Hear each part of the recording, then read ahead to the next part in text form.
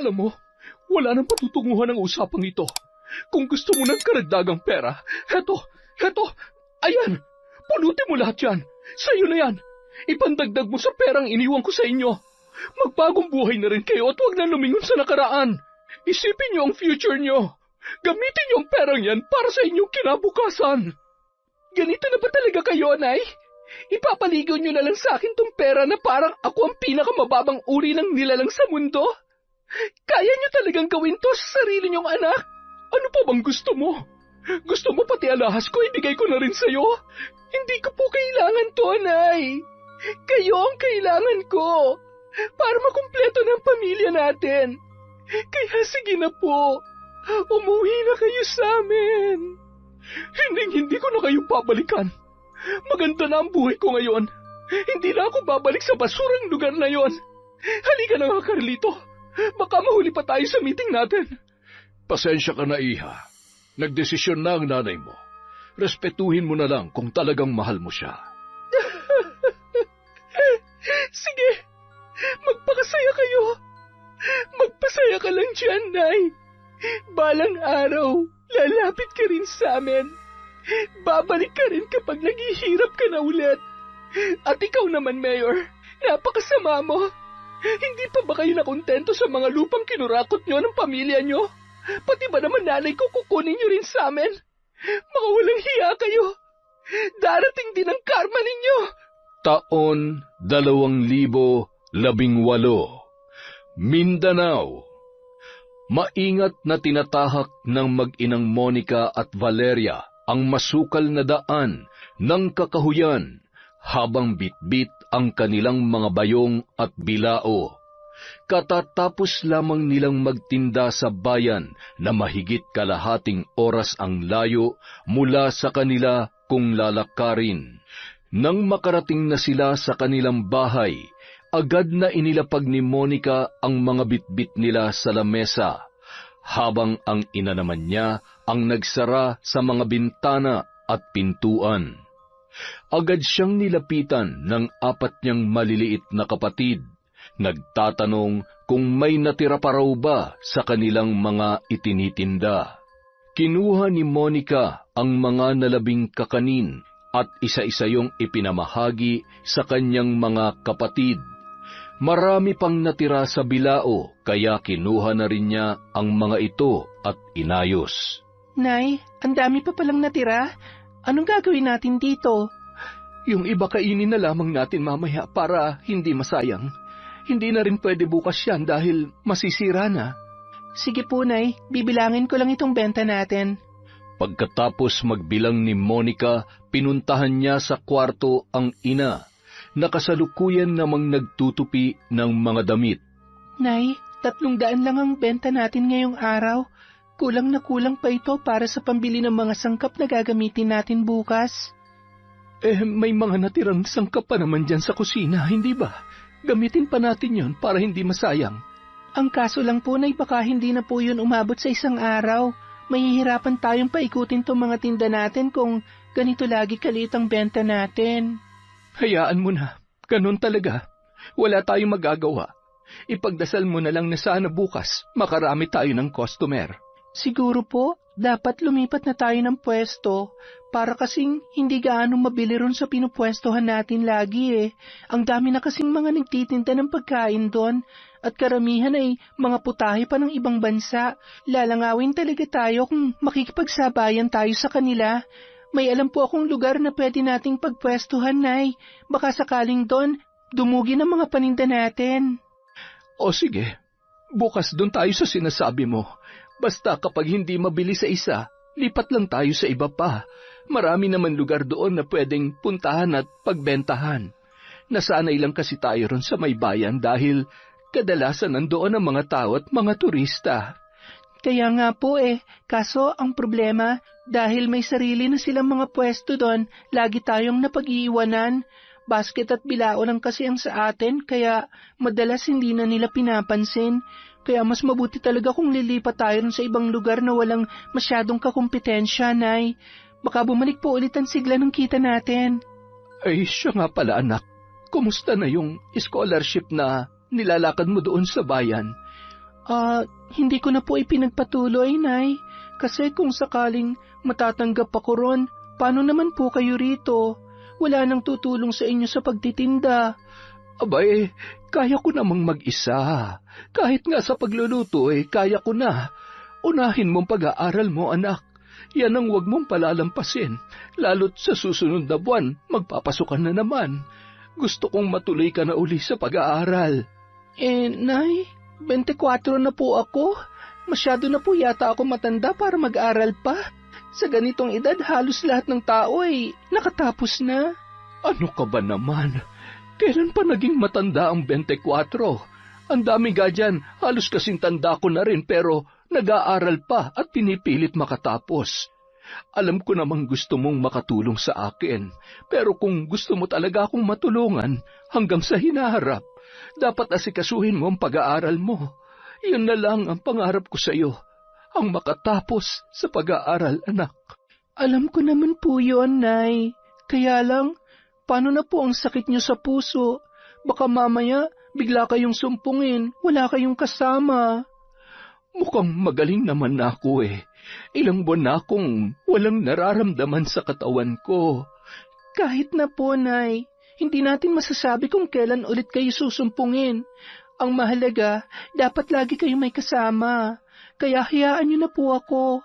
Sasamahan ko po kayo hanggat hindi tayo nakakapagpatingin sa doktor at nabibigyan ng gamot yan. Kapag talagang okay na kayo, doon ko na uli lalakarin ang scholarship ko sa bayan. Pangako po yan. Maraming salamat ha, Monica. Lagi mo pa rin akong iniisip kahit malaki ka na. Ano ka ba naman, Nay? Natural, lagi kitang iisipin. Hanggang sa pagtanda ko at hanggang nabubuhay ka, hindi ako titigil sa kakaisip sa inyo. Tayo na nga lang dalawang magkasama Yung mga kapatid ko, maliliit pa at hindi pa bukas ang kamalayan sa mundo. Tayong dalawa lang ang magtutulungan dito, Nay. O siya, sige na. Ilatag mo ng banigat ang mga unan para makahiga ng mga kapatid mo. Baka inaantok na ang mga yan. Opo, sige po, Nay. Kinabukasan, habang naghahalo ng mga sangkap si Valeria, saglit na lumabas si Monica para kunin ang iba pa nilang kagamitan. Tuwing ganitong oras, niluluto nila ang lahat ng mga ibebenta. Para pagsapit ng tanghali hanggang gabi, doon na sila maglalako sa bayan para maghanap buhay. Habang dinadampot ni Monica ang ilang kawa at mga panghalo, isang lalaki ang biglang sumulpot sa kung saan. Nakasakay ito sa isang bisikleta. Nagulat siya nang makitang si Jericho, ang lalaki, ang matalik niyang kaibigan na tagabayan. Uy, Jericho! Magandang umaga! Buti na padalaw ka. Ito na pala yung bagong bisikleta ko na binili sa akin ni Kuya. Ang ganda, no? Wow, ang ganda nga. At ang laki pala. Siguro ang mahal-mahal niyan. Ngayon, hindi na ako mahihirapang pumunta rito sa inyo dahil meron na akong bike. Lagi na kitang madadalaw dito. Nako, salamat naman. Nakauwi na bang kuya mo? Oo nung isang araw lang. Tapos kahapon, binili niya agad tong bike na gusto ko. Grabe, ang swerte mo ha. Meron kayong balikbayan sa bahay ngayon. Ano, tapos na ba kayo magluto? Anong oras kayo aalis? Sabay na kayo sa akin. Ako na magdadala ng ibang mga paninda ninyo. Tamang-tama, may basket din tong bike ko.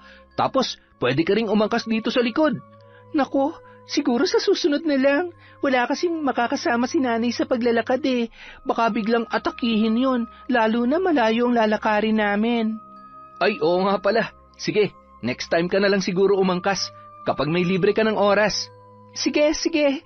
Matagal pa kami rito Nagluluto pa lang kasi kami. Mamayang tanghali pa kami makakaalis. Ganun ba?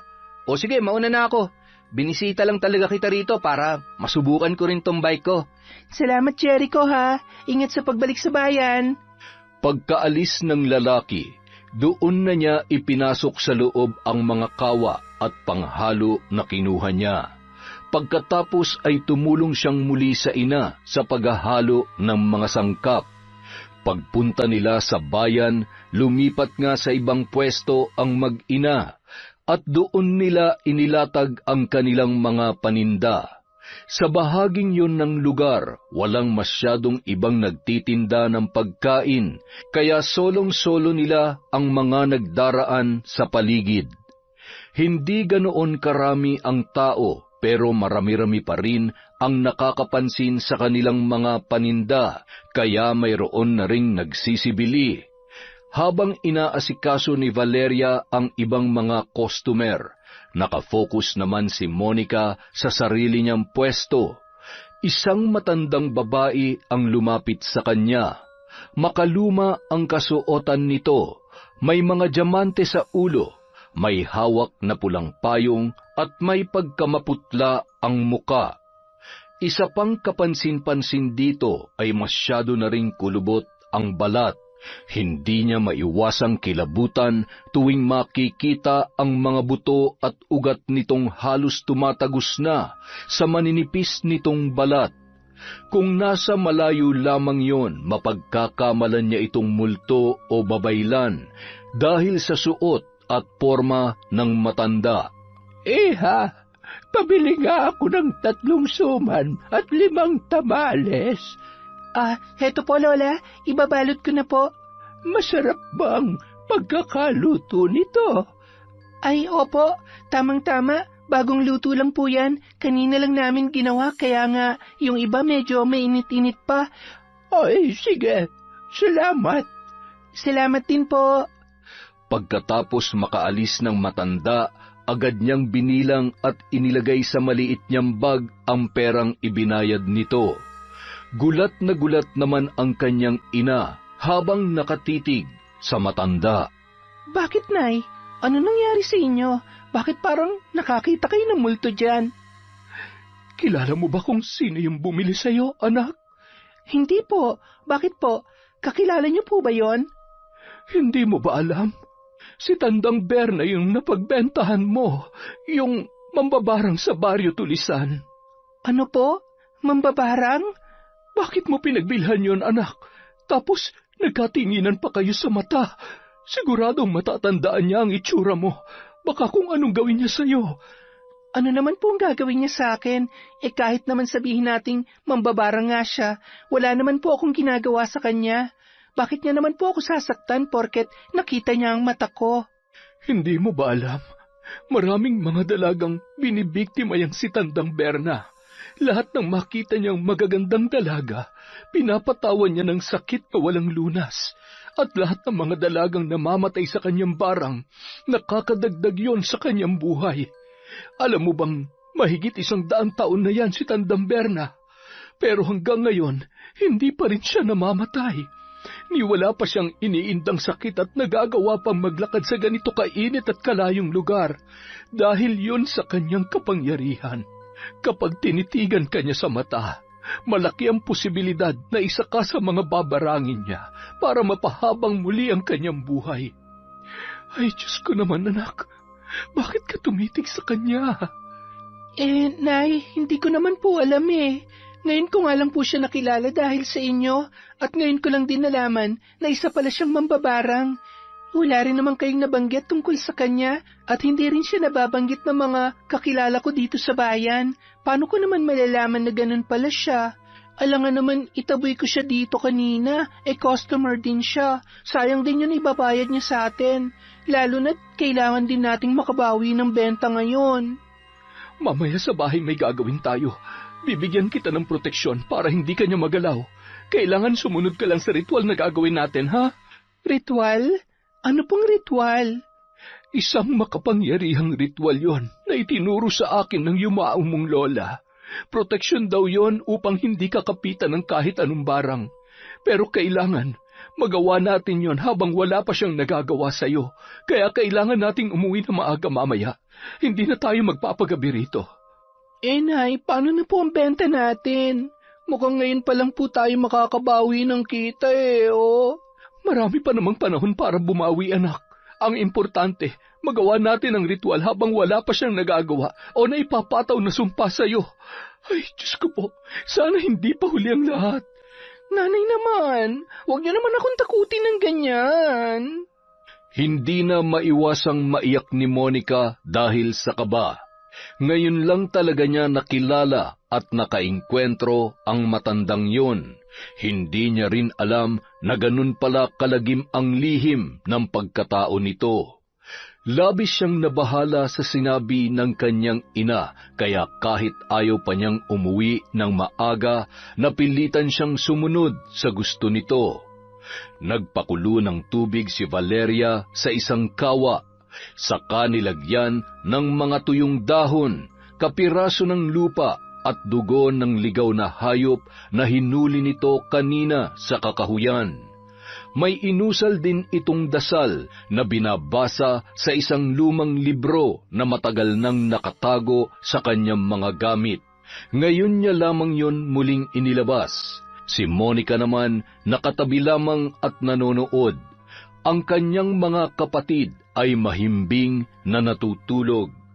Nang umakyat na sa ere ang usok, doon siya tinawag ng kanyang ina at inutusang lumapit sa kawa.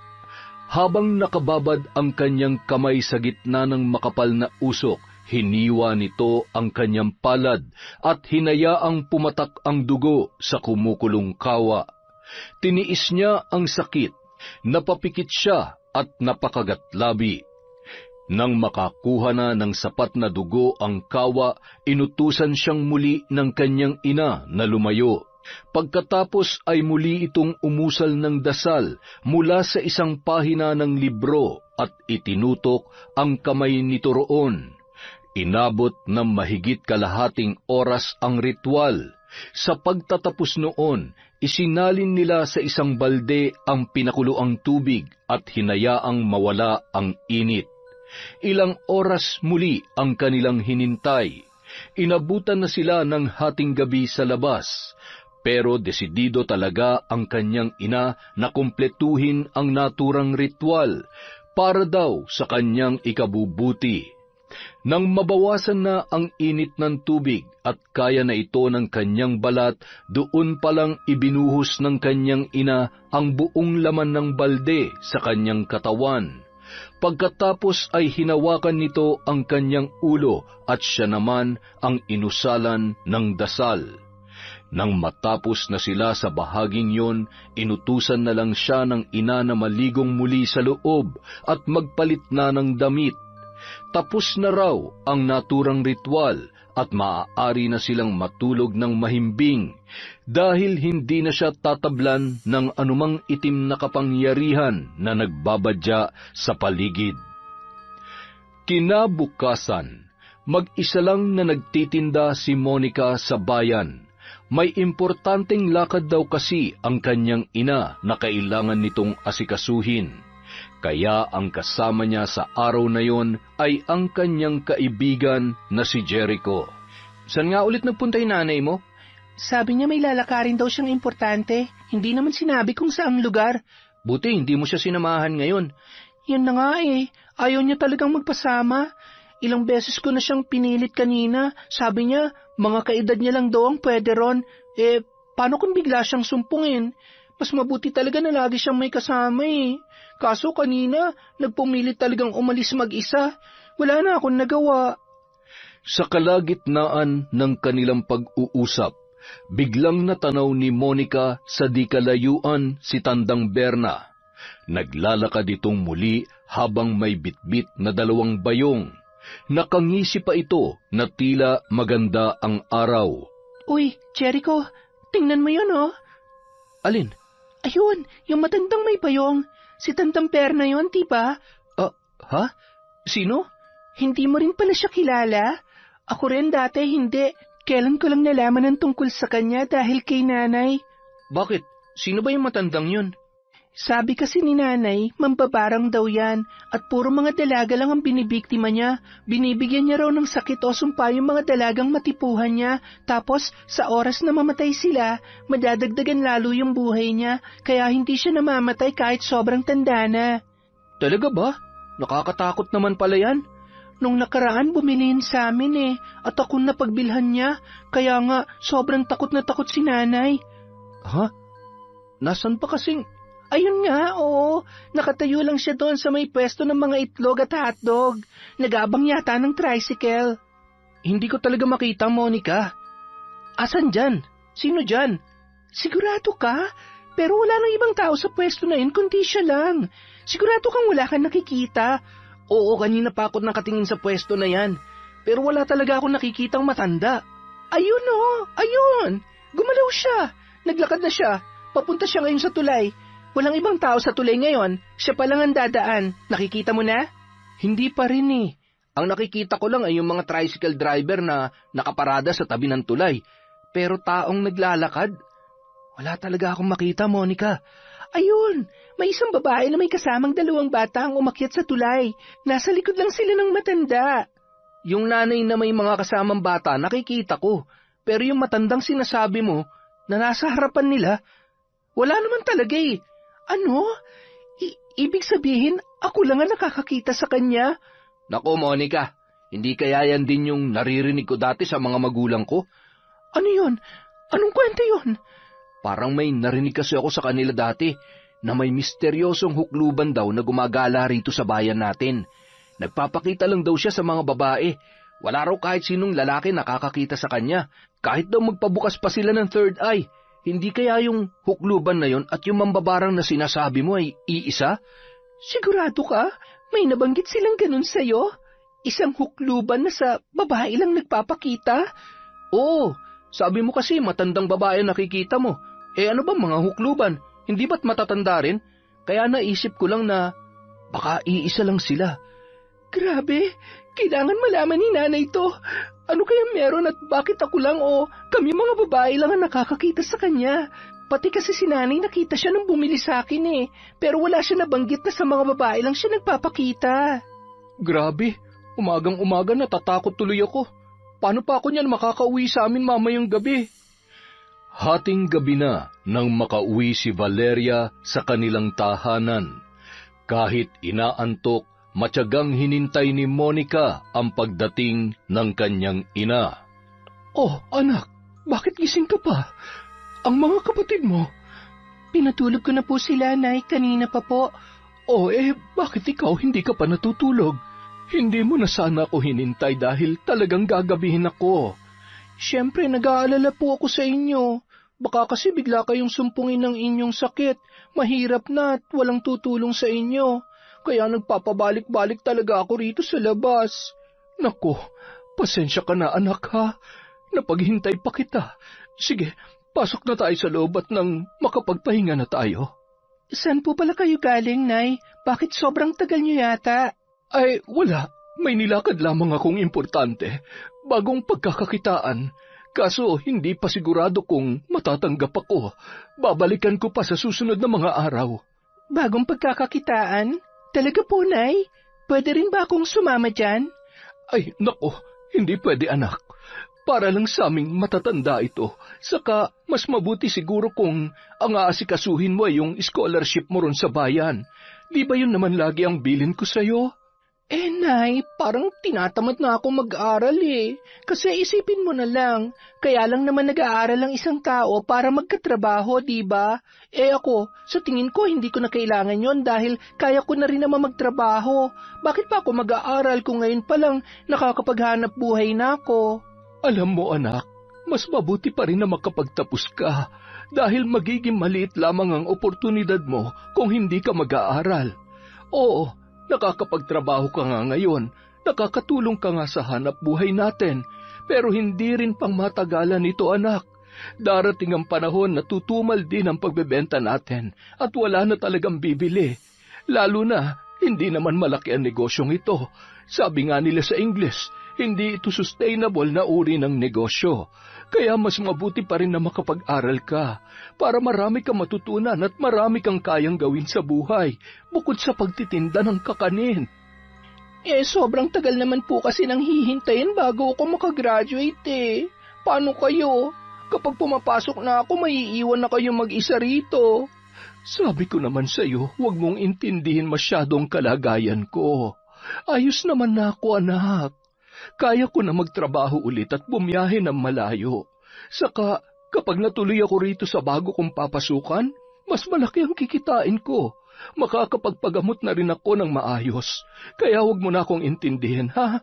Mas isipin mo ang sarili mo ngayon. Yun ay kung gusto mo talagang makatulong sa akin. Ay, sige na nga po. Pero Nay, may sasabihin nga pala ako. Ano yon, anak? May nalaman po ako kay Jericho kanina. Nakita ko kasi ulit yung tandang Berna na sinasabi ninyo, yung mambabarang. Alam niyo po ba, hindi siya nakikita ni Jericho. Ako lang ang nakakakita sa kanya. Talaga?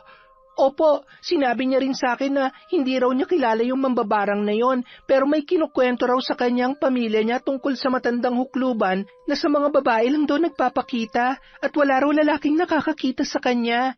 Eh di ba, Nay, natatandaan niyo, nakita niyo rin si Tandang Berna na bumili sa akin?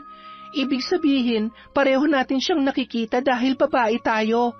Pero nung sinubukan ko siyang ituro kay Jericho, hindi siya nakikita ng kaibigan ko. Ibig sabihin, meron pang iba sa pagkatao na matandang yon bukod sa pagiging mambabarang. Ano kaya yun, Nay? Ay, ewan ko. Huwag mo na lamang isipin yun, anak. Malas lang sa buhay yung ganoon. Eh, alam niyo po ba yung tungkol doon? Na sa babae lang siya nagpapakita? Hindi pa. Pero huwag mo nang alamin ang tungkol doon. Huwag mo na lamang pakialaman ang buhay ng iba. Ang importante, nabasbasan na kita ng proteksyon. Magdasal ka na lang palagi at umiwas sa mga ganyang usapin, ha? Hindi na nakasagot pa si Monica. Medyo naninibago siya sa inaasta ng kanyang ina. Dati kasi, pagdating sa ganitong usapin, ay labis ito nag-aalala para sa kanya. Pero ngayon, parang wala na itong ganang pag-usapan yon at tila wala na rin itong pakialam sa bagong impormasyon na kanyang nalaman. Inisip niya na baka pagod lamang talaga ang kanyang ina at gusto na rin na magpahinga. Nang mga sumunod na araw, lalo pang napadalas ang pag-alis ng kanyang ina at kadalasan ay gabi na itong nakakauwi. Tuwing magtatanong siya, ang lagi nitong idinadahilan ay tungkol daw sa bagong trabaho na kanyang pinapasukan. Tuwing babanggitin naman niya ang tungkol sa mambabarang na si Tandang Berna, lagi nitong iniiba ang usapan. Hindi niya maintindihan kung bakit bigla na lang itong umiiwas doon at tila hindi na ito nag-aalala para sa kanya. Lalo't madalas pa naman niyang makita ngayon ang matandang hukluban sa bayan. Dahil nga sa lagi niya itong nakikitang naglalakad kung saan-saan, ibig sabihin ay batid din ng matanda na nakikita niya ito. Tila sinasadya nitong magpakita sa kanya sa hindi malamang kadahilanan. At tuwing ituturo niya naman ito kay Jericho, laging hindi nakikita ng lalaki ang matandang babae. Hindi niya na tuloy maiwasang kilabutan tuwing matatagpuan muli yon sa bayan. Isang araw, ang nanay naman niya ang mag-isang nagtinda sa bayan. Inutusan siya nitong lakarin ang scholarship niya, kaya naman isinama niya si Jericho sa kanyang lakad. Mga bandang hapon na nang sila ay makabalik sa bayan, dumiretso sila agad sa pwesto ng kanyang ina. Ngunit sa di kalayuan, nakita niyang may kausap ito, isang matangkad na lalaking nakaputing uniforme. Sa likod ng mga yon ay may puting sasakyan na pinalilibutan ng mga bodyguard. Hinintay lang niyang makaalis ang mga yon sa kanya nilapitan ang kanyang ina. Nay, mano po? Mano po, Aling Valeria? Oh, kumusta ang lakad ninyo? Ayos naman po, Nay. Napuntahan ko na yung school na magbibigay ng scholarship sa akin. Nakapagpa-schedule na rin po ako para sa magiging exam. Oras na maipasa ko po yun, dun pa lang ako mabibigyan ng scholarship. Mabuti naman kung ganon. Dapat mag-focus ka sa pag-aaral na yan, ha? Huwag ka na munang sumama sa akin lagi. Magpunta ka sa mga library upang makapag-review para mas malakas ang tsansa mong maipasa ang pagsusulit. Pero Nay, matagal pa naman po yun eh. 5 buwan pang hihintayin. Hindi na rin naman ako makakahabol sa kasalukuyang school year ngayong taon. Eh yun na nga anak eh. Samantalahin mo na mahaba mong bakasyon para makapaghanda at makapag-review ka. pero paano naman po tong paninda natin? Sinabi ko naman sa iyo, kaya ko na mag-isa ito. Saka, kapag naman natuloy na yung papasukan kong trabaho, hihinto na rin ako rito kaya wala ka nang dapat alalahanin. Pero Nay, hindi niyo po may aalis sa akin na mag-alala. Monica, siguro ako na lang munang sasama sa nanay mo habang wala ka. Ha? Sigurado ka? Paano pamilya mo? Ano na lang ang sasabihin nila? Nako, kilala naman nila kayo eh. Lalo na si Aling Valeria. Saka kapag nalaman nilang tumutulong ako rito, lalo pang matutuwa ang mga yun dahil sa wakas, may gagawin na rin daw akong makabuluhan sa buhay ko at hindi puro gala lang. Siguraduhin mo lang na aalagaan mo mabuti si nanay, ha? Ano ka ba naman, anak? Malaki ang tiwala ko kay Jericho. Kayang-kaya na namin ito. Basta ikaw, huwag mong susuwayin ang gusto ko, ha? Mag-focus ka muna sa paghahanda mo ngayon para sa iyong exam. Paglaanan mo ito na mahabang oras at panahon. Opo, Nay. Maraming salamat po. Hindi ko po kayo bibiguin. Nang sumunod na linggo, nagulat si Monica sa pag-uwi ng kanyang ina. Marami kasi itong pasalubong para sa kanila. Tuwang-tuwa ang kanyang mga kapatid at halos mag-agawan sa mga plastik na bitbit ni Valeria. Nay, ba't ang dami naman nito? San po galing to mga damit at pagkain? Anak, natanggap na kasi ako rin sa bago kong trabaho. Medyo malayo-layo nga lang yung lugar kung saan ako nalagay, pero sulit naman dahil malaki ang sweldo. Saka, lingguhan lang din. Ibig sabihin, kada linggo, may maiuwi ako rito. Talaga po? Ba't ang bilis naman po yata? Nako, ang tagal nga eh. Kita mo naman nung mga nakaraang buwan ko pa inaasikaso ito, pero ngayon lamang ako nakapagsimula. Ibig sabihin po ba niyan, ihinto nyo na yung pagtitinda natin? Siguro anak, mas mabuti kung magpahinga ka na muna ngayon at mag-focus ka sa pagre-review mo. Huwag ka na magtinda bukas. Hindi na natin kailangang bumilad sa araw para magtiis sa kakarampot na kita. Ngayong may trabaho na ako, mas mabubuhay na tayo ng maayos dito. Masaya po ako para sa inyo, Nay. Kaso medyo nakakalungkot lang din dahil iiwanan na pala natin ang pagtitinda. Mamimiss ko ang pagluluto natin araw-araw. Ako rin naman, anak. Pero di hamak na mas maganda ito, hindi ba? Mas mabubuhay tayo rito. Bukod sa makakaahon na tayo sa hirap, makapagpapagamot na rin ako ng maayos. Mabibigyan ng matinong mga gamot, kaya hindi mo na rin kailangan mag-alala sa akin. Lalo na kapag naglalakbay tayo sa bayan. Isipin mo na lang, tapos na ang paghihirap natin. Kaso nga lang po, palagi na kayong mapapalayo sa amin. Tuwing gabi na lang namin kayo makikita. Hindi gaya dati, araw-araw tayong magkakasama. Ganon talaga. Minsan, may mga pagkakataon na kailangan mo ring mahiwalay at mapalayo sa magulang mo para matuto kang mamuhay mag-isa at tumayo sa sarili mong mga paa. Saka hindi naman ako mawawala eh. Gaya nga ng sabi mo, araw-araw pa rin ako makakauwi rito. Hayaan niyo po, Nay. Mag-aaral ako ng mabuti para kapag nakapagtrabaho na ako, kayo naman ang magpapahinga. Ay, huwag mo munang isipin yan. Basta magpakasaya ka lang sa kung anong meron ka ngayon. Hindi lahat ng bata ay katulad mong nabibigyan ng ganitong pagkakataon. Kaya sulitin mo ang bawat sandali. Dahil kapag matanda ka na, baka magsisikat na isin mong bumalik sa dati. Sa ganito, kaya huwag ka magmamadali sa buhay, anak. Maglibang ka lang hanggat maaari. Salamat po, Nay. Palagi niyo nalang pinapagaan ang loob ko. Sige po, tulungan ko na po kayo dyan. Makalipas ang 2 linggo, muli itong nag-uwi ng maraming pasalubong sa kanila. Pagkatapos may bahagi ang mga ito sa kanyang mga kapatid, niyaya siya ng ina na pumasok sa loob ng kwarto. Doon nito ipinakita sa kanya ang limpak-limpak na salaping nakalagay sa isang malaking maleta. Hala, Nay, saan po galing yan? Bakit sobrang dami naman po? Sweldo niyo po ba yan? Hindi, anak. Bigay lang ito ng amo ko. Sobrang bait kasi niya at nang malaman niyang sitwasyon natin, inabutan niya ako ng ganito kalaking tulong. Saka hindi lang akong binigyan niya nito, pati na rin yung mga katrabaho ko, lahat kami. Grabe naman, Nay. Ano po bang klaseng trabaho yan? Parang sobra naman yata ang amo ninyo at ganyan talaga siya kalaking mamigay ng pera? Hindi na importante yun, anak. Ang mahalagay makakabangon na tayo sa hirap. Kung tutuusin nga, pwede na tayong umalis sa liblib na lugar na ito eh. Kayang-kaya ko na kayong bigyan ng matino at malaking bahay. Salamat po, Nay. Pero parang hindi pa po ako handang umalis dito eh. Alam niyo namang dito rin nakalibing si tatay sa likod ng bahay natin. Ayoko pa rin pong malayo sa kanya. Naiintindihan ko. Kaya naman ilalaan ko na lang itong pera para sa iyo, anak. Para sa iyo lahat ito.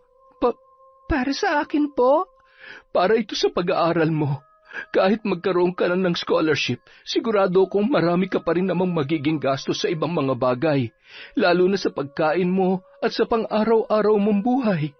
Kaya naman inilaan ko talagang lahat ng ito para sa iyo. Para pagdating ng panahon, may sarili kang pera na magagamit mo sa lahat ng kailangan mo at para na rin sa mga kapatid mo. Kaya sana, alagaan mo ito mabuti ha. Gastusin mo sa tamang paraan at wag mo ring gugutumin ang iyong mga kapatid. Grabe naman po ito, Nay. Paano na po kayo? Bakit ibinibigay niyo lahat sa akin to?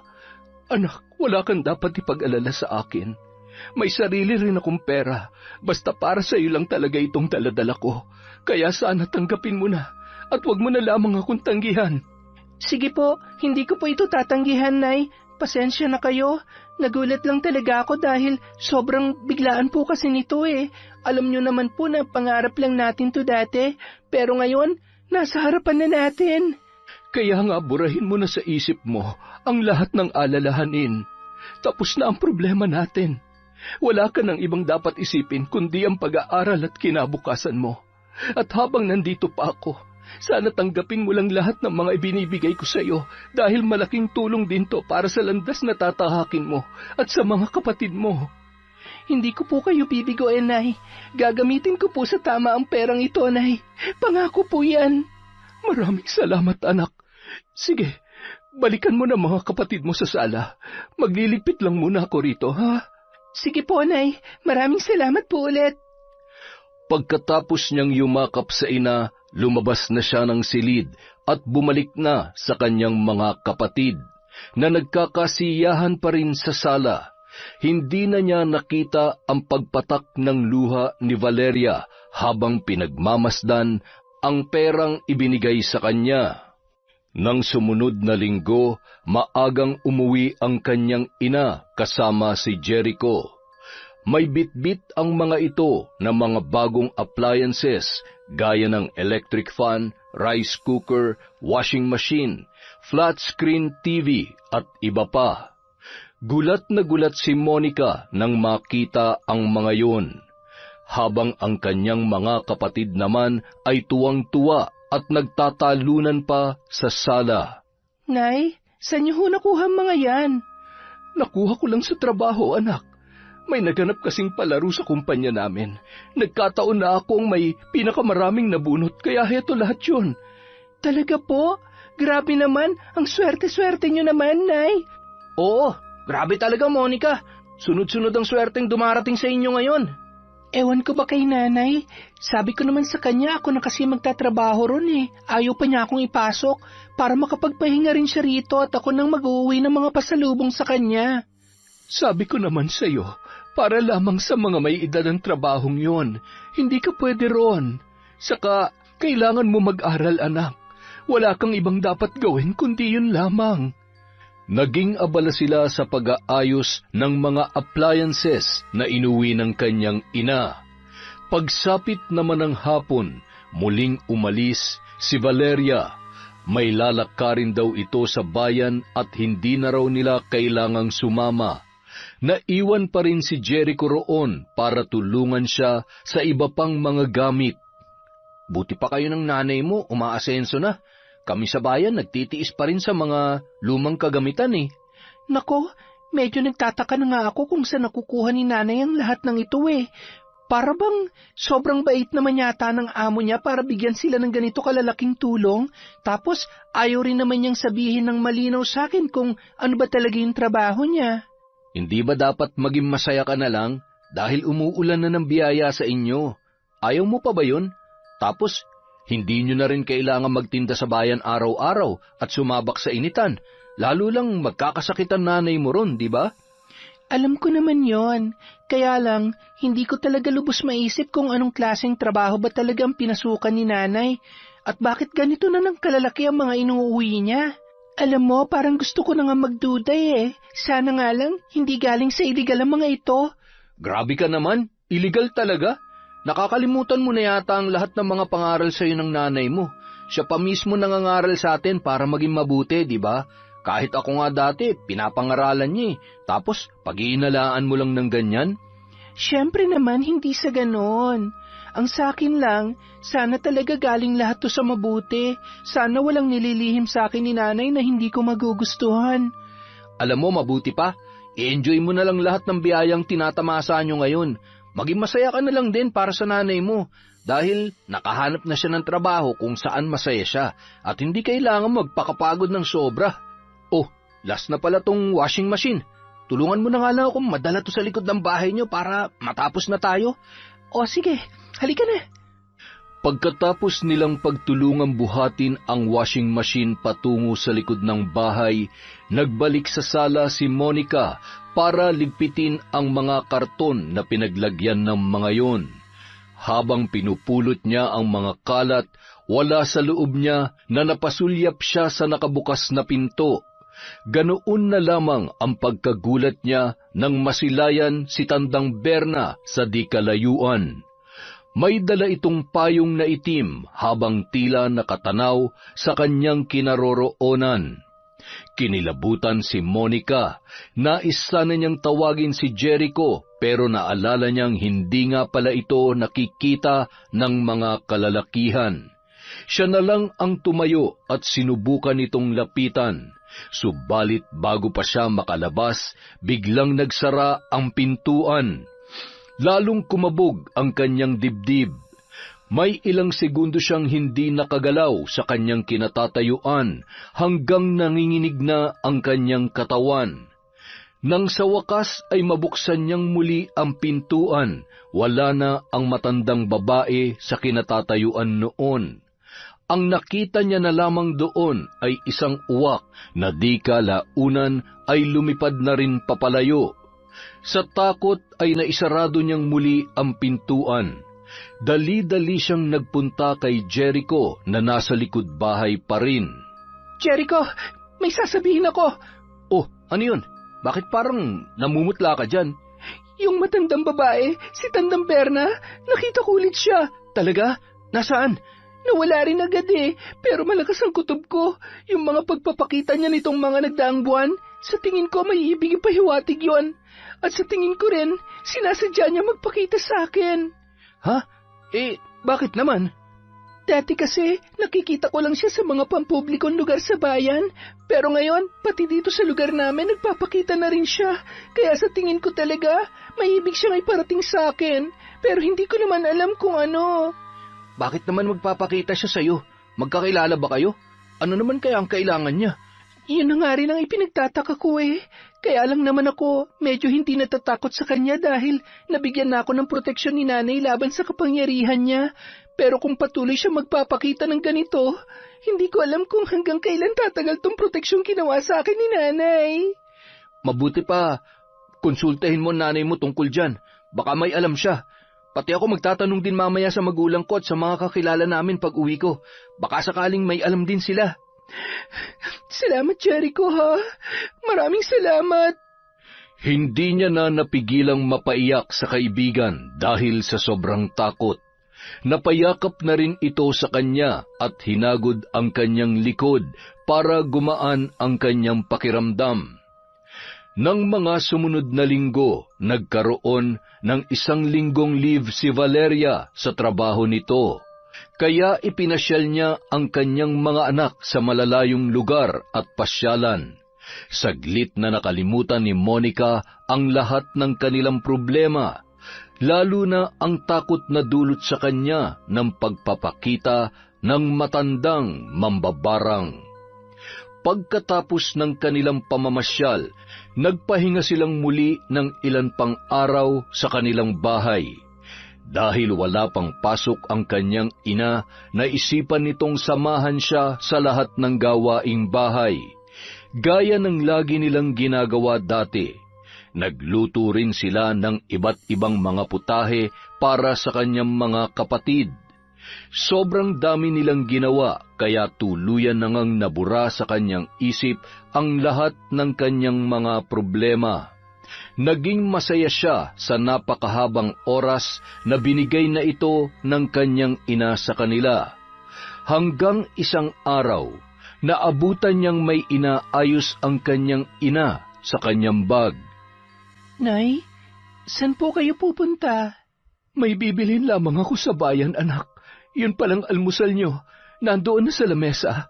Kumain na lang kayo paggising ng mga kapatid mo, ha? Kailan po pala kayo ulit papasok, Nay? Parang ang tagal na nang naging bakasyon nyo, ha? Sa susunod na linggo na rin.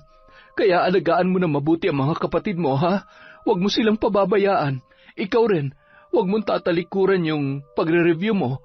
Kailangan mo yon para mas kumanda pa ang kinabukasan mo. Siyempre naman po, Nay. Hinding-hindi ko kinakalimutan ang sarili ko, lalo na mga kapatid ko. Pero teka, masyado na pong mainit ang sinag ng araw sa labas. Gusto niyo bang samahan ko na kayo? Hindi na, anak. Kita mo naman, maayos na ako, di ba? Kaya ko na maglakad mag-isa at hindi na rin problema sa akin ang bumabad sa init. Sige na, kumain ka na muna bago pa lumamig ang mga niluto ko para sa inyo. Anong oras po kayo babalik, Nay? Magpapatulong sana ako sa lulutuin ko mamaya para din sa mga kapatid ko. Ay, baka mga hapon na. Medyo matatagalan kasi ang lalakarin ko. Basta huwag mong pababayaan tong bahay, ha? At alagaan mo rin na mabuti ang perang ibinigay ko sa'yo. Huwag mong gagastusin sa hindi importante. At balang araw, pwede mo ring palawakin pa ang gusto mo. Bakit ganyan po kayo magsalita? Para naman pong nagpapaalam kayo at hindi kayo babalik ng matagal. Pupunta lang naman kayo sa bayan. O siya, sige na. Aalis na ako. Ingat kayo lagi, ha? Huwag na huwag kayo mag-aaway. Sige po, Nay. Ingat po kayo. Yumakap ito sa kanya ng mahigpit at hinalikan siya sa noo. Pagkatapos ay muli nitong nilingon ang kanyang mga kapatid na nasa kwarto bago tuluyang lumabas ng bahay at lumisan. Ginawa ni Monica ang lahat ng gawaing bahay. Naglinis, naglaba, nagplantsa ng kanilang mga damit at ipinagluto na rin niya ang ina ng paborito nitong adobo para pag-uwi ay muli itong masurpresa sa kanila. Ngunit sumapit na lang ang hating gabi, hindi pa rin ito dumarating. Mahimbing na uli ang tulog ng kanyang mga kapatid sa kwarto, habang siya naman ay naghihintay pa rin sa labas. Napaidlip pa nga siya sa tabi ng isang puno.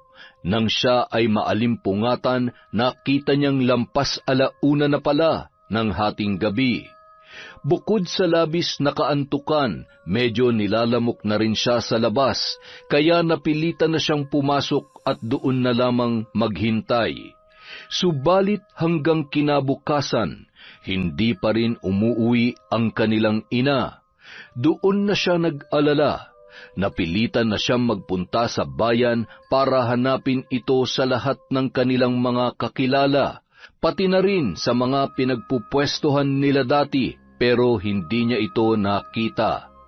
Pati sa mga lugar na madalas nitong puntahan sa mga karatig bayan, sinuyod na rin niya, ngunit nabigo siyang mahanap ang kanyang ina. Nang magkita sila ni Jericho, nagpatulong siya rito sa paghahanap. Ngunit makalipas ang ilang araw, ay nanatili silang bigo. Kahit ni katiting na bakas ni Valeria, ay wala silang matagpuan. Nasaan na kaya si Nanay? Bakit bigla na lamang siyang nawala? Ano ba kasi ang sabi niya sa'yo bago siya umalis? Ang sabi niya kasi may bibilhin lang siya at babalik din daw siya nung kinahapunan nun. Meron pa ba kayong ibang pinag-usapan bukod doon? Parang may sinabi siya sa akin eh. Naalala ko, sinabi niyang mahalin ko raw mga kapatid ko. wag daw kami mag-aaway. Tapos, ingatan ko raw ang perang ibinigay niya. Basta, ewan ko ba, nagbiro pa nga ako sa kanya nun eh. Sabi ko pa nga, kung magsalita siya parang nagpapaalam na siya. Tapos ayun, hanggang sa umabot na tayo sa ganito. 2 linggo na siyang nawawala. Hindi kaya yun na yung sign? Ano namang sign? Yung sinabi niyang yun. Baka yun na yung paraan ng pagpapaalam niya sa inyo. Eh, bakit naman siya magpapaalam ng ganun? Bakit naman niya kami biglang iiwan? Wala naman akong natatandaan na pinag-awayan namin. Katunayan nga, sobrang saya nga namin ng mga nakaraang linggo bago siya nawala eh. Ipinasyal pa niya kami sa malalayong lugar. Wala rin akong natatandaan na may problema siya sa trabaho niya. Basta, lahat maayos at masaya. Kaya parang ang hirap namang paniwalaan na bigla siyang aalis. Hindi mo pa ba naiisip? Sa'yo na mismo nang galing. Bago siya nawala, ipinasyal niya kayo. Tapos bigla ka pa niyang binigyan ng malaking pera nung nakaraang buwan. Hindi mo pa ba napagtatagpi-tagpi ang lahat? Baka yun ang pamamaraan ng nanay niyo ng pagpapaalam sa inyo. Baka matagal niya na talagang plano ito pero hindi lang niya masabi sa'yo. Kaya siguro binigyan niya kayo ng malaking pera para may magamit kayo at hindi maghirap kapag nawala na siya. Eh, bakit niya nga gagawin to? Wala naman akong natatandaan na problema niya eh. Malay ba natin, hindi natin hawak ang isip ng ibang tao. Kahit sarili mo pang pamilya, Monica. Hindi natin alam ang tumatakbo sa isip ng nanay mo at kung ano talagang pinagdadaanan niya. Basta, ito lang ang malinaw para sa akin. Ginawa niya itong lahat para sa inyo dahil hindi niya kaya magpaalam at sabihin ang totoong dahilan kung bakit siya umalis. Ganun lang yung kasimple, Monica. Kung totoo nga yan, bakit niya naisip na saktan kami ng ganito? Sa tingin niya ba magiging maayos kaming lahat porket iniwanan niya kami ng maraming pera at pagkain? Nagulat nga rin ako sa ginawa ni Tita Valeria eh. Pati ako nasasaktan din para sa inyo. Ang hirap dalhin sa dibdib ang isang taong biglang nawala at ayaw na magpakita. Ni hindi mo alam kung saan o paano ka maghahanap. Ito na nga bang sinasabi ko eh. Nung una pa lang, parang may kutob na ako sa bago niyang trabaho. Bukod sa hindi niya masabi ng diretso sa akin kung anong klaseng trabaho yon at kung saan banda, nakapagtataka rin yung limpak-limpak na salapi at pasalubong na inuuwi niya linggo-linggo. Kahit naman yata sa malalaking kumpanya wala namang nagbibigay ng ganun eh. Kaya malakas talaga ang kutob ko na baka may kinalaman to sa kung anumang trabahong pinasukan ni nanay. Ano naman kaya mayroon dun? Hindi kaya may pagka-illegal yun? At ayaw niya lang kayo madamay kaya siya umalis? Yan din ang pinag-aalala ko, Jericho. Kung ano man yun, sana inisip pa rin niyang mararamdaman namin kapag bigla na lamang siyang nawala. Kahit anong pera o pasalubong pang itambak niya rito, maling-mali pa rin to. Maling-mali. Napilitan na lamang si Jerichong yakapin ang kaibigan para kahit papaano ay maibsan ang bigat na kanyang nararamdaman. Nakarating na rin ito sa lahat ng mga kakilala at kamag-anak nila. Iisa lang ang tanong ng lahat, saan nagpunta si Valeria at bakit bigla itong naglayas? Higit sa lahat, saan nito nakukuha ang labis-labis na pera at pasalubong na iniuuwi niya linggo-linggo. Makalipas ang 1 taon, nakapasok na si Monica sa eskwelahan kung saan siya nakakuha ng scholarship. Kaya naman pamasahe na lang ang kanyang ginagastos araw-araw dahil din sa perang iniwan sa kanya ng ina, hindi na siya nahirapang buhayin ang kanyang mga kapatid. Tuwing pumapasok si Monica at may panahon si Jericho, siya ang nagbabantay sa mga kapatid ng babae sa kanilang tahanan. Binibigyan niya na lang ito ng pagkain at kaunting halaga. Isang gabi, pagkatapos niyang gumawa ng mga takdang aralin, naisipan nilang magpahangin ni Jericho sa labas, habang ang mga kapatid niya ay mahimbing nang natutulog. Kumusta ka naman sa eskwela? Maayos naman. Bukod sa magaan lang magturo ang mga teacher ko, mababait din ang mga kaklase ko, kaya kahit papaano, lagi akong ganadong pumasok. Mabuti naman kung ganun. Nasaan na kaya si nanay? Hindi na niya talaga kami binalikan. Ginawa ko na ang gusto niya. Tinupad ko ang hiling niya sa akin na ituloy ko ang pag-aaral ko. Pero nasa na siya ngayon? Hindi ko alam kung mabuti ba ang kalagayan niya o ano. Kapag may bakante kang oras, itutuloy pa rin natin ang paghahanap sa kanya. Saan pa? Saan pa ba tayo maghahanap? 1 taon na nating ginagawa yon, wala pa rin naman nangyayari. Halos lahat yata ng lugar sa bayan napuntahan na natin. Pati mga karatig bayan nilibot na rin natin pero wala naman talaga. Hindi kaya sinadya niya yun? Sinadya niyang hindi magpakita sa inyo? Ang tanong, bakit yun gagawin sa amin? Anong dahilan?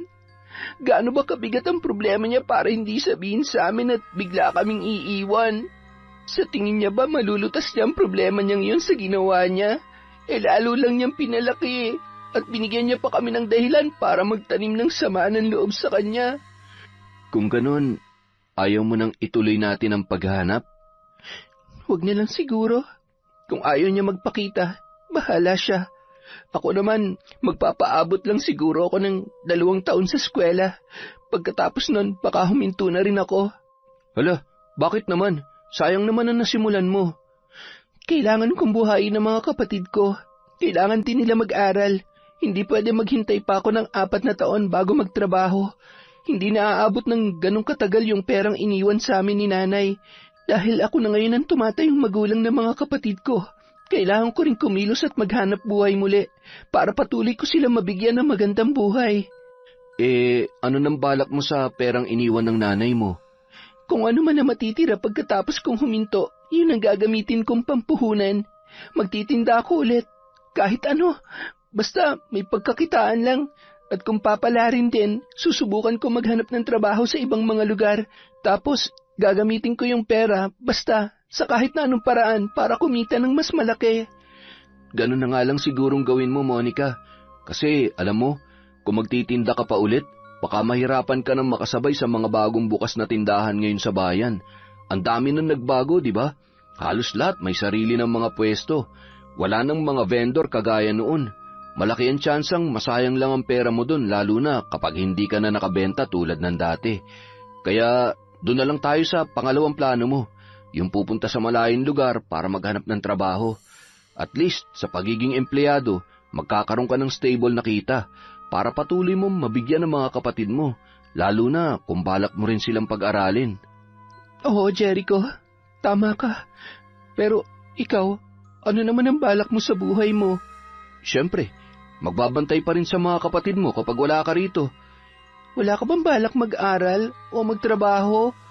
Hindi ko pa kailangan magtrabaho ngayon dahil sapat naman ang pinapadala ni Papa sa amin.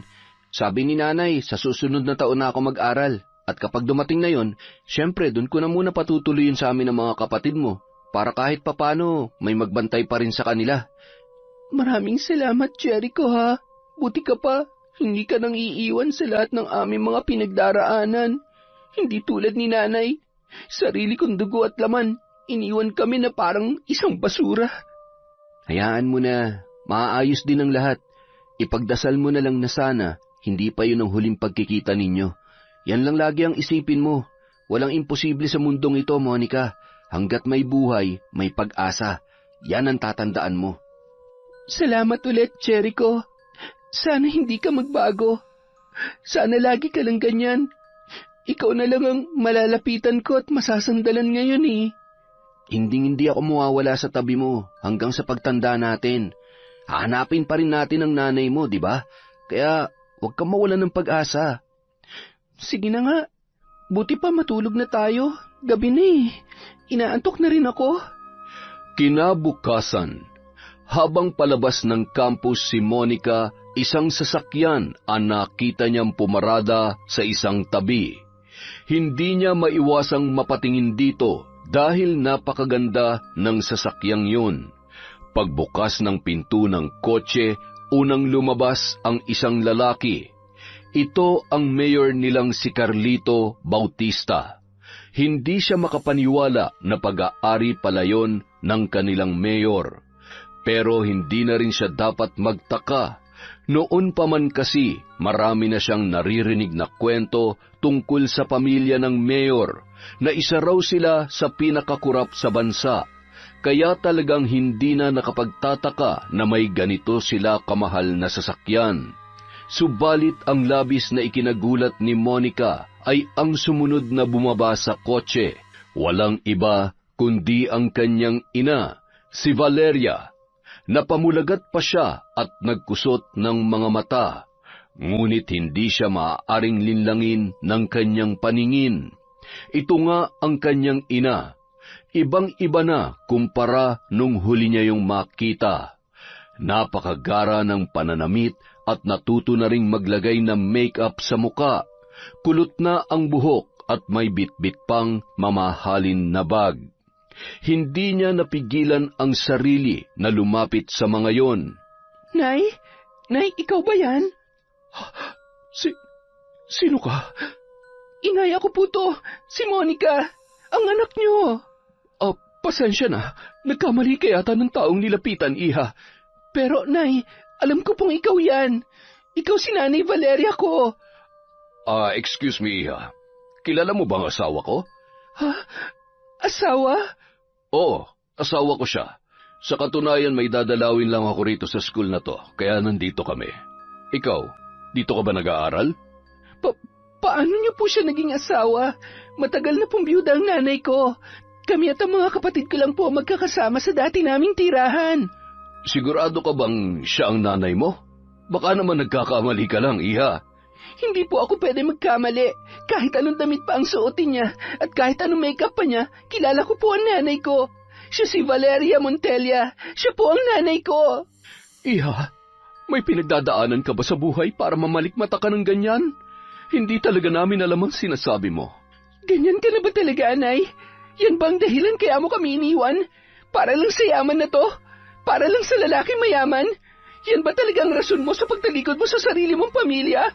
Teka, bakit mo ako sinisigawan? Hindi ka ba nahihiya sa mga tao rito? Wala po akong pakialam sa sasabihin ng iba. Alam ng Diyos kung sino ka, kaya huwag mo yang itanggi sa sarili mo. Alam mong ikaw si Valeria at ikaw ang nanay ko. Kaya kung hindi pa po kayo aamin, talaga magkakapahiyaan tayo dito. Sige, oo na. Aaminin ko na. Ako nga ang nanay mo. Pero dati yon, hindi na ngayon. Kaya kalimutan mo na ang lahat. Nag-iwan ako sa iyo ng malaking pera kaya gamitin mo yon para makapagbagong buhay kayo. Ano? Ganun na lang ba talaga yon, Nay?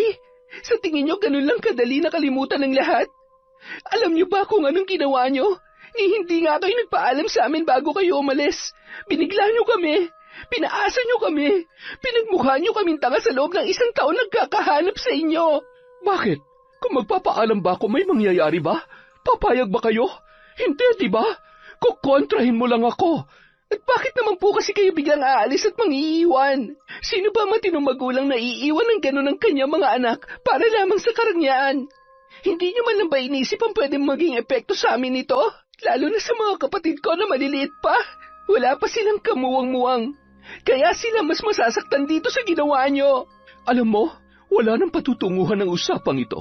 Kung gusto mo ng karagdagang pera, heto, ayan. Pulutin mo lahat yan. Sa'yo na yan. Ipandagdag mo sa perang iniwan ko sa inyo. Magbagong buhay na rin kayo at huwag nang lumingon sa nakaraan. Isipin mo ang kinabukasan nyo. Gamitin nyo ang perang yan para gumanda ang inyong buhay. Ganito na ba talaga kayo, Nay? Ipapaligo nyo nilang sa akin ng perang to na parang akong pinakamababang uri ng nilalang sa mundo? Kaya nyo talagang gawin to sa sarili nyong anak? Ano pa bang gusto mo? Gusto mo pati alahas ko ibigay ko na rin sa'yo? Hindi ko po kailangan yan. Ang kailangan ko po kayo. Para makumpleto ng pamilya natin. Kaya sige na po, Nay. Umuwi na po kayo sa amin. Hindi ko na kayo babalikan. Maganda na ang buhay ko ngayon. Hindi na ako babalik sa basurang lugar na yon. Halika na, Carlito. Baka mahuli pa tayo sa meeting natin. Pasensya na, bata. Nagdesisyon na nanay mo. Kung talagang mahal mo siya, ang mabuti pa, respetuhin mo na lang. Sige, magpakasaya kayo. Magpakasaya ka lang dyan, Nay. Balang araw, lalapit ka rin sa amin. Babalik ka rin kapag naghihirap ka na ulit. At ikaw naman, Mayor, napakasama mo. Hindi pa ba kayo nakukontento sa mga lupang kinurakot ng pamilya nyo? Pati ba naman nanay ko, kukunin nyo rin sa amin? Mga walang hiya kayo. Darating din ang karma sa inyo. Pagka-uwi ni Monica sa bahay, agad siyang umiyak sa tabi ni Jericho. Halos hindi siya maawat ng lalaki sa paghagulhol, kaya hinintay na lang muna nitong humupa ang kanyang pag-iyak bago siya nito kinausap. Hindi ako makapaniwalang gagawin ni nanay sa akin yun. Hindi lang niya winasak ang puso ko. Dinurog niya pa ng pinong-pino. Hindi ko alam kung ano nagtulak sa kanya para magbago ng ganon. Monica, walang imposible sa pera. Lahat ng tao, kayang baguhin ng pera. Alam ko naman yun. Kaso hindi lang talaga ako makapaniwala na magbabago ng ganong kabilis si nanay. Ano ba nakita niya sa lalaking yon na nagmula sa pamilya ng mga kurap para ipagpalit kami ng mga kapatid ko? Alam mo na ang sagot dyan. Pera, sasakyan, malaking bahay, karangyaan. Idagdag na rin natin ang impluwensya ng pamilya ni Mayor Carlito. Sa sobrang impluwensya nila, kahit sinong tao kaya nilang pasunurin. Hindi ba dati nagawa nilang makapagpaalis ng mga magsasaka sa kabilang baryo para lang makuha ang lupa ng mga yon? Kung yun nga, mabilis nilang nakuha eh. Ang loob pa kaya ng nanay mo? Hindi ko talaga matanggap. Sobrang pinasama ni nanay ang loob ko. Parang ayoko nang tuloy mag-aaral. Ayoko nang makita pa uli siya sa lugar na yon. Eh ano nang gagawin mo? Siguro, ituloy na lang natin yung paghahanap ng trabaho sa malayong lugar. Yung malayo-layo rito, para hindi ka na ulit siya makita. Ayoko nang saktan pa uli ang sarili ko kapag nakita ko siya ulit sa ganong ganyo at kasuotan. Kung yan ang gusto mo, hindi kita kukontrahin. Sige, sabihin mo na lang kung kailan mo gustong lumakad para masamahan kita at makapagpaalam din ako sa nanay ko. Salamat, Jericho. Maraming salamat. Kung ayaw niya na sa akin, ayaw ko na rin sa kanya. Isang araw, habang pauwi si Monica galing sa bayan, dala ang mga pinamiling pagkain para sa kanyang mga kapatid. Bigla siyang nakarinig ng pamilyar na boses sa paligid. Nang lingunin niya yon, laking gulat niya nang masilayan ang matandang mambabarang na si Tandang Berna. Nagulat pa kita, iha? Kayo po pala. Kayo po ba yung tinatawag nilang Tandang Berna? Maraming tawag sa akin ng mga tao, pero tama ka. Isa yan sa mga ibinabansag nila sa akin. Matagal ko nang hinihintay ang araw na ito na tayo ay magkausap. Ha? Bakit po? Ano pong kailangan niyo sa akin? Ikaw ang may kailangan sa akin. Ang tulong ko, hindi ba't gusto mong mabawi ang iyong ina? Kakailanganin mo ko, iha. Bakit niyo po kilalang nanay ko? Lahat ng mga babae rito ay kilala ko. Marami na rin akong natulungan sa kanila. Kabilang na ang nanay mo nung wala ka pa sa mundong ito. Ano po? Paano niyo po siya natulungan? Hindi na ito maaalala pa ng iyong ina. Pero nung dalaga pa siya, meron siyang naging nobyo na mapang-abuso at tinangka siyang gahasain. Sa akin siya nun lumapit para gumanti sa lalaking yon. Ako nagbigay ng parusa sa kanya, kaya wala na siya ngayon sa mundo. Pero, ang sabi po sa akin ni nanay, isa raw po kayo mambabarang na nambibiktima ng mga dalagang katulad ko. Kami raw ang binibigyan niyo ng sakit at sumpa, at oras na mamatay kami, mas mapapahaba pa nito ang buhay ninyo. Malalaman mo rin ang katotohanan, iha, kapag naisagawa na natin ang iyong misyon. Ha? Ano pong misyon? Hindi ba't gusto mong mabawi ang iyong ina? Iisa lang ang paraan. Kailangan nating parusahan ang lalaking lumason sa kanyang isipan. Hindi mo alam, pero yung Carlito na yon ang dahilan, kaya kayo iniwan ng inyong ina. Ginamit niya ang kanyang pera, kapangyarihan at impluwensya para silawin ang iyong ina at baguhin ang kanyang katapatan. Kaya kung papayag ka ay tutulungan kita. Mapaparusahan natin ang taong sumira sa inyong pamilya at maibabalik din sa iyo ang nanay mo. Gusto ko pong maparusahan ng taong gumawa nito kay nanay, pero sa tingin ko, imposible na rin pong bumalik pa si nanay sa amin. Kung nakita niyo lang kung paano niya ako ipagtabuyan, masyado na po siyang nasilaw sa pera. Maniwala ka sa akin. Babalik sa dati ang iyong ina kapag nawala na sa landas niya ang lalaking yon. Pero ano naman po ang kapalit ng tulong na ibibigay ninyo? Kukunin niyo po ba ang kaluluwa ko? May gagawin din po ba kayo sa akin? Huwag kang mag-alala. Hindi ako humihingi ng kapalit sa lahat ng mga tinutulungan ko. Pero may isang bagay lang akong nais sabihin sa iyo. Ano po yun? Oras na mabigyan na natin ng parusa ang lalaking yon at makabalik na sa inyong piling ang nanay mo. Makakalimutan mo na ako gaya ng iba pang babae rito. Mawawala na sa iyong alaala ang lahat ng naging pag-uusap natin at ang tanging maaalala mo na lang ay ang huwad na katotohanang itatanim ko sa iyong isipan na ako'y isang nilalang na kinatatakutan at iniiwasan dito sa lugar. Nang sa ganon ay maprotektahan din ang aking pagkakakilanlan. Yan po bang dahilan kaya ibang sinabi sa akin ni nanay tungkol sa inyo? Dahil binura niyo rin po ang alaala niya at pinalitan ng pekeng alaala? Sa ganong paraan humahaba ang buhay ko, iha.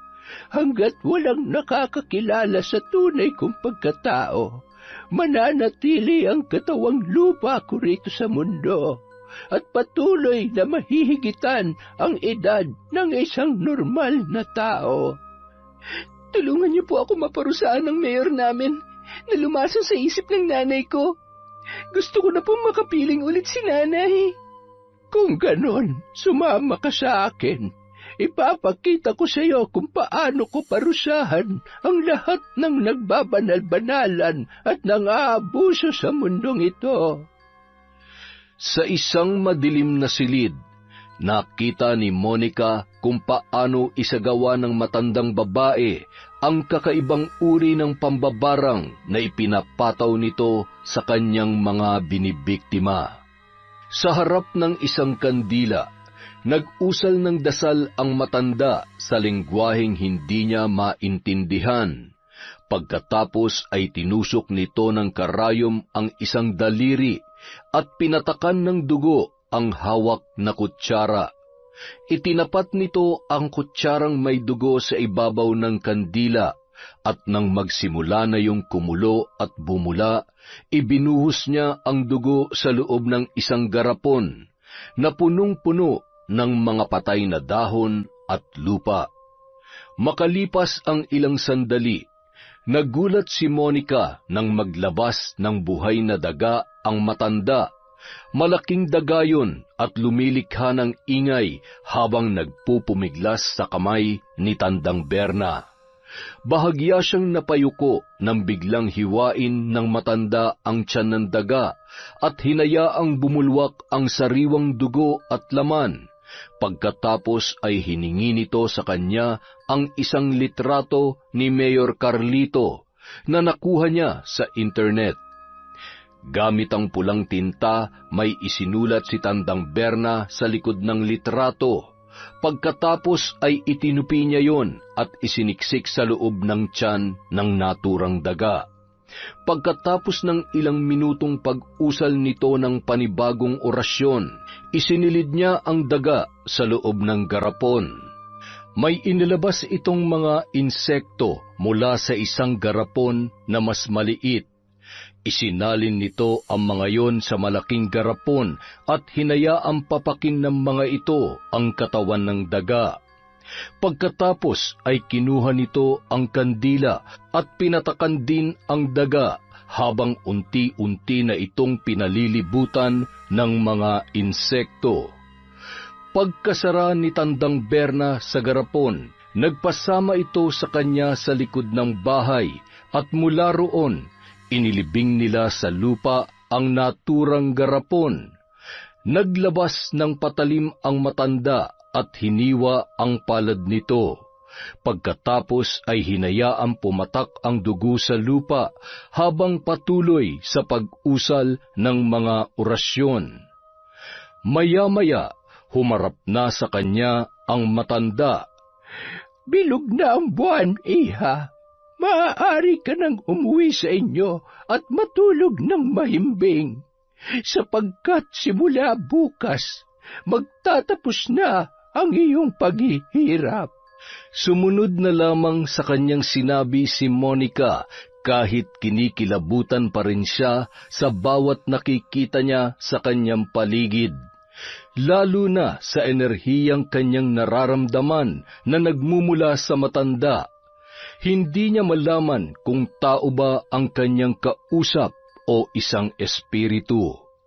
Samantala, habang abala naman si Carlito sa mga papeles na kanyang pinipirmahan, pumasok sa kanyang opisina si Valeria, dala ang kapeng kanyang ipinatimpla. Maraming salamat, mahal. Tapos ka na ba dyan?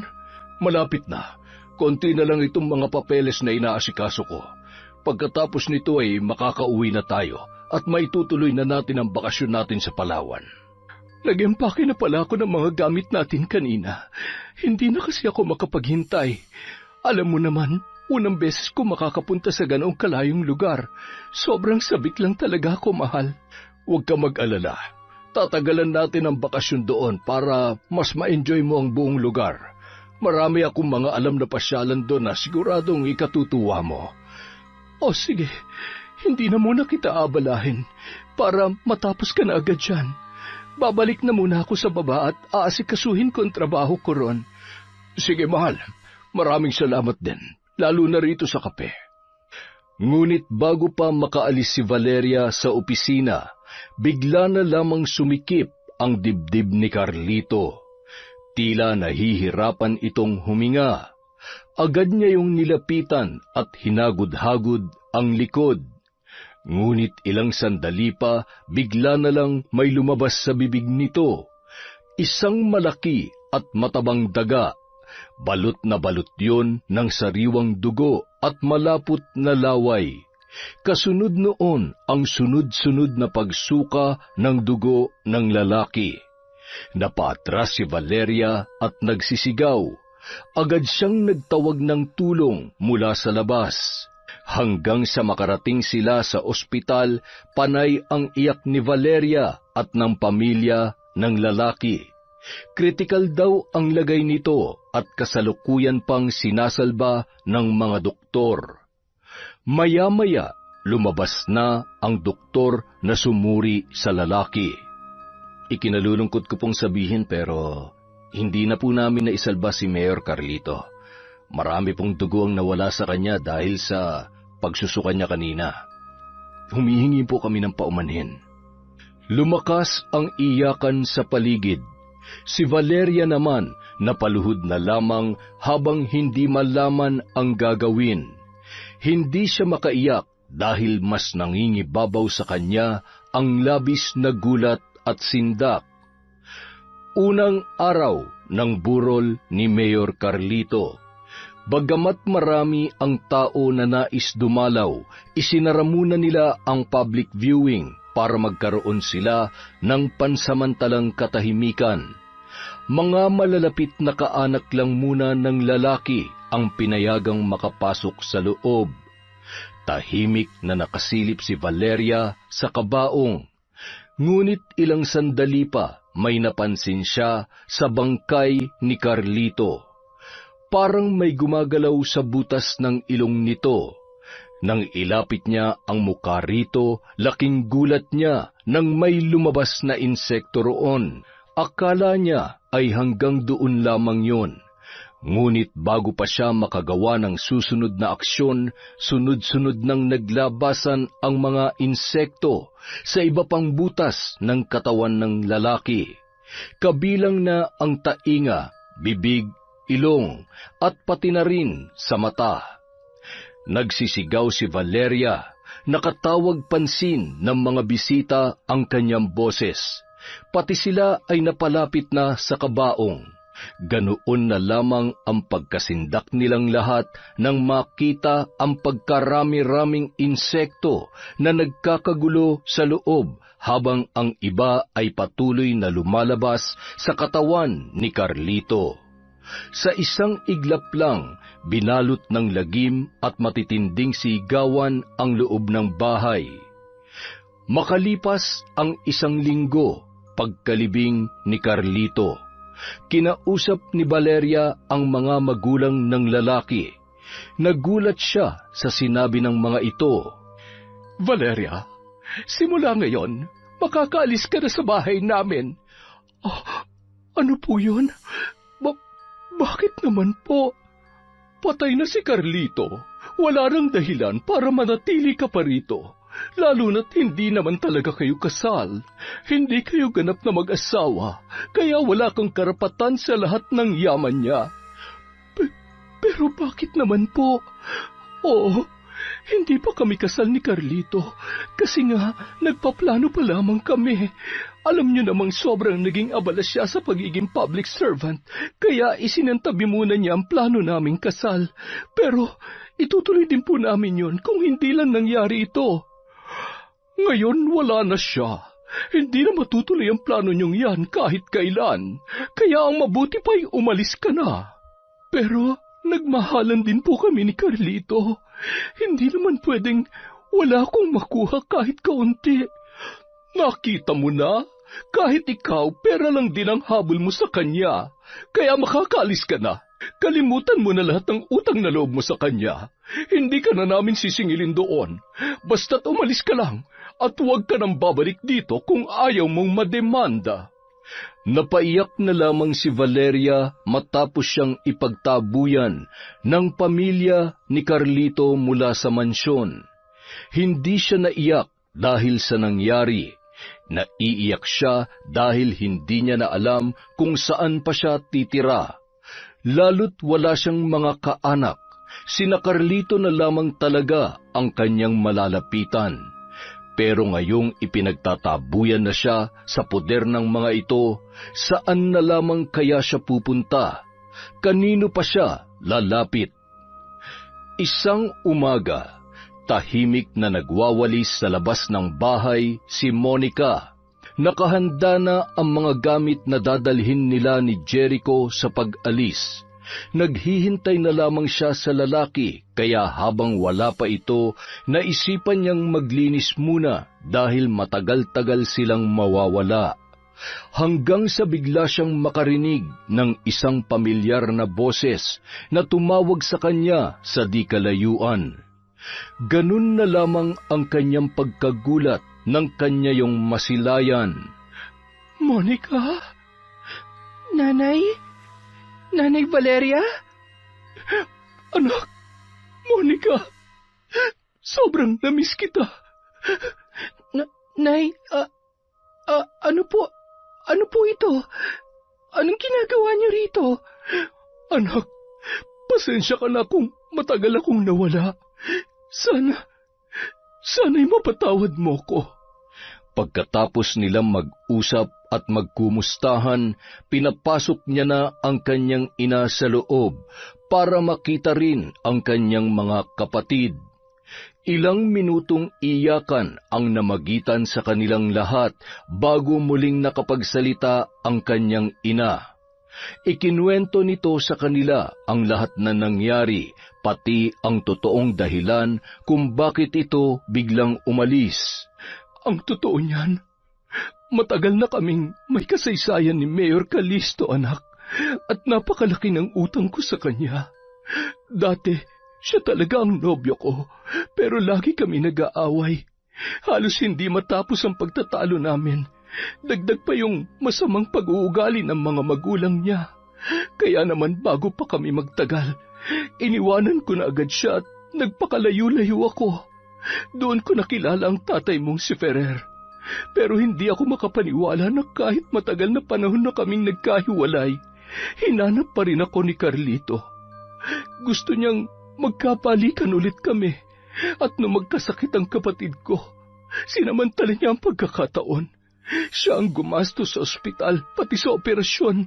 Kaya nagkaroon patuloy ako ng utang sa kanya. At nang isilang ka, siya rin ang nagbigay sa akin ng kaunting tulong para mabuhay ka namin. Dahil noong mga panahong yun, nagkasakit naman ang tatay mo, kaya hindi na siya makapagtrabaho. At nang mawala na si Ferrer, si Carlito pa rin ang sumagot sa lahat ng pagpapalibing. Hindi na ako nakatanggi ng mga panahong yon kasi walang-wala talaga tayo. Ang katunayan nga, pati yung puhunan na ginamit ko dati para makapagtinda tayo ay galing din sa kanya. Hanggang isang araw, bigla niya akong binalikan dito at nais niya raw ako maging asawa. Kapag daw hindi ako pumayag, sisingilin niya muli ako sa lahat ng utang ko sa kanya at pati kayo balak niyang idamay sa madidilim niyang plano. Kaya naman wala akong nagawa dahil ayoko may mangyari sa inyo, anak. Napilitan na akong sumama sa kanya kahit alam kong masakit. Noong mga panahong yon, pinilit kong makibagay sa mundo nila. Pinilit kong baguhin ang sarili ko para lang matanggap ako ng mga magulang niya. Pero nang mawala na siya, bigla silang nagbalik sa dati. Itinaboy nila ako. Kaya wala na akong nagawa kundi pumalik dito. Kaya anak, muli akong lumuluhod sa harapan mo para humingi ng kapatawaran. Sa inyong lahat ng mga kapatid mo, sana'y matanggap niyo pa rin ako. Labis kong pinagsisisihan ang nangyari. Sana'y mabigyan niyo ako ng isa pang pagkakataon para maisaayos itong pamilya natin. Ang mahalaga po, Nay, nakabalik na kayo sa amin. Huwag po kayong mag-alala. Pinapatawad ko na po kayo. Kahit nung pamampo, wala rin ako ibang pinagdarasal sa Diyos, kundi sana'y magkita pa tayong muli at mabuo pang pamilya natin. Kaya salamat din po dahil naisipan niyo pa kaming balikan. Makakaasa kayo na sa pagkakataong ito. Hindi na ako aalis. Sa hirap at sa ginhawa, kahit magdildil pa tayo ng asin, hindi ko na kayo iiwan. Pangako yan, mga anak. Pangako. Matapos magyakapan ng mag-ina, yumakap na rin sa kanila ang mga maliliit niyang kapatid. Doon lang muling nakumpleto ang kanilang pamilya. Nang sumunod na araw, nakatakda silang umalis muli ni Valeria para sa bagong negosyo na kanilang itatayo. Habang naghihintay siya sa labas, laking gulat niya nang masilayan sa di kalayuan ang isang matandang hukluban. Nagulat si Monica kung hindi siya nagkakamali sa kanyang naaalala, yun si Tandang Berna, ang matandang mambabarang sa kanilang lugar na nagpapakita lamang sa mga babae. May dala yung payong at isang bayong habang nililipad ng hangin ang suot nitong lumang palda. Magkahalong takot at pagtataka ang bumalot sa pagkatao ni Monica. Nagbalik sa kanyang alaala ang mga naririnig niyang usap-usapan tungkol dito, na lumalapit lang daw ito sa mga dalagita na gaya niya para magpataw ng sumpa o barang. Ang mga buhay at kaluluwa raw nila ang kinukuha nito para manatili itong buhay sa mundo.